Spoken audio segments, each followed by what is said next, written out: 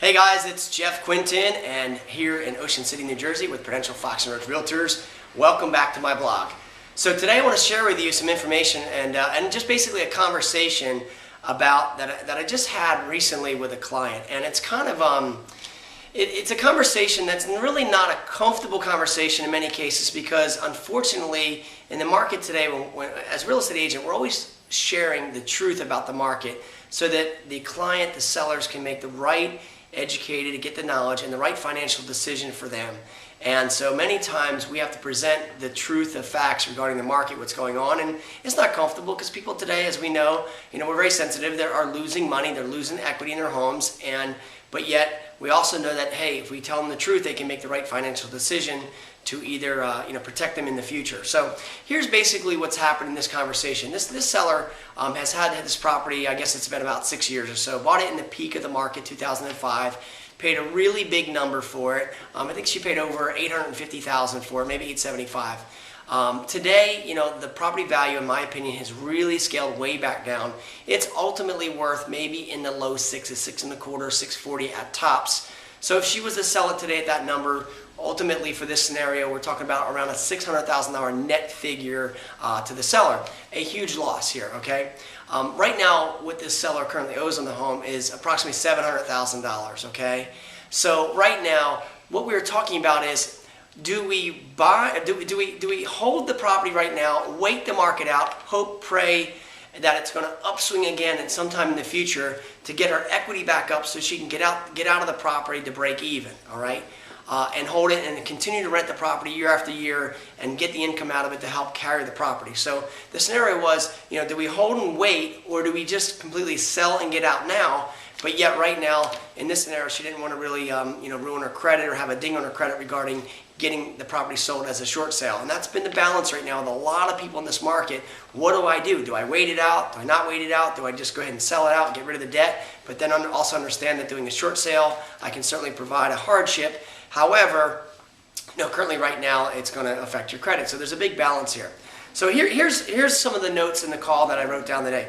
Right now we talked about that the property realistically today is worth in the 6.25, 640 range tops. So that if it's sold, she's going to end up walking away at 600 today. The problem is that she owes $700,000 on it. So in a typical conversation, she wants to list the property higher, somewhere at $750. So if it sells at $750 after commissions and so forth, she's going to net herself out even. The reality is today that $750 number is just way too much, unfortunately, in the market right now. So here's what we do know regarding this conversation. We know that she owes $700, and right now, based upon her interest rate of about a 6% 30-year fixed loan, this seller right now has about $4,200 in principal interest being paid each month, another $500 in taxes, an additional $200 a month in insurances. So roughly right now, $4,900 a month being spent per month. So right now we understand that out of the right pocket every year, we're going to be writing a check for $58,800, call it $60,000. Now, each summer right now, this property rents for approximately $40,000 gross income. So after the $40,000 comes in, minus the commissions, minus all the utilities and so forth, all the little knickknacks in there, she's going to end up netting out of the property around $30,000 total. So we're looking at just about a $28,800 negative cash flow per year that's carried on this property. So the question is, okay, we understand that's going to be a continued amount being paid out, continued amount that's coming in with rents. We still have a negative cash flow of about $30,000 a year. My question was to her, how long do you want to carry the property year after year, knowing you're throwing out $30,000 to the property just to carry it? So the challenge that we came up with was, okay, so how much time is it going to take to get this market to upswing and go back? It's in my opinion right now, based upon all this inventory, this marketplace is going to be here for a while. And right now, the difference is if she sold it today to get out even, let's just call it $600,000 net, and she needs it to go all the way back to $750, that's a $150,000 spread between the net figure that she'd walk away with today and actually where she needs the market to get to. $150,000. Well, the upswing between the net and the getting it to where it needs to get to, $150,000 on 600 is a 25% appreciation upswing is what has to occur. So guys, in this market today, in a normal market, a normal appreciating market, we might experience 3% a year, which is normal, maybe 5%. 3% a year normal. So it'll take this property in this situation 8 years of appreciation, okay, to go from 600 net to 750 where she needs to get out even.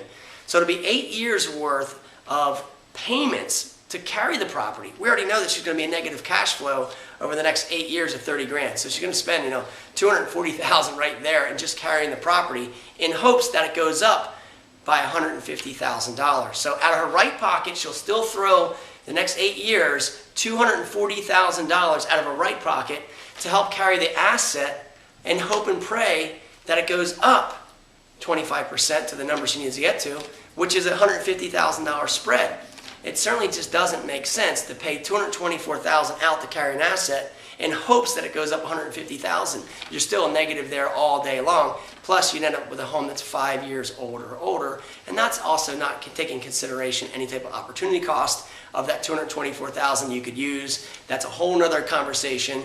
And in addition to that, the carrying on the property being 5 years older from now. So this was what we came up with, that right now to hold this property in this situation just financially doesn't make sense. However, this seller she's having a hard time getting over this whole entire fact that, look, I got to sell this house. If I'm going to sell it, I got to sell it short. I got to go to the lender and have them accept less than what's owed, and that's just what the reality is of the market. So guys, if you're in this situation, call me. I'll share with you in your specific situation, see if it makes sense to hold the property or sell it now.